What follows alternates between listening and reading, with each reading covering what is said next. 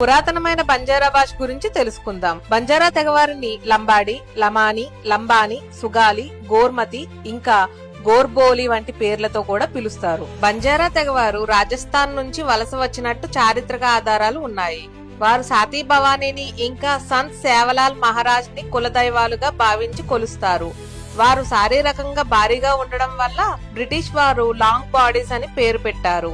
దాని నుండే లంబాడి అనే పేరు వచ్చింది.